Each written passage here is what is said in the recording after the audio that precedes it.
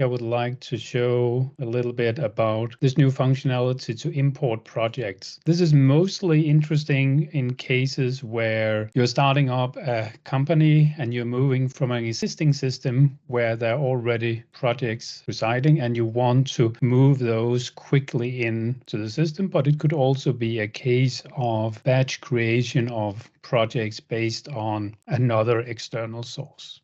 So within the processing menu under projects, we now have import projects, which is a list where you can create new entries. You can, of course, create these entries using a configuration package as well. That might be a use case for it. And it is a very free-form way of creating it. You decide on, say, a project number. We want to create a project that we call 1, 2, 3, 4, 5, 6, because that was the number in the old system. That was for customer 10,000. That was called old projects. There's a certain project manager, etc. Basically, this is the same kind of information that you would fill in a project wizard, but here you can do it in a batch fashion. So I can also apply a template. I can set a task template. I can set an invoice template. I can even set a sales price template if I want to. And of course, it'll show any errors that will come. So if I create projects here, it will work. And then it says there is no sales price template called AIDS here. Okay, so I'll have to correct that, either fix the data, remove it,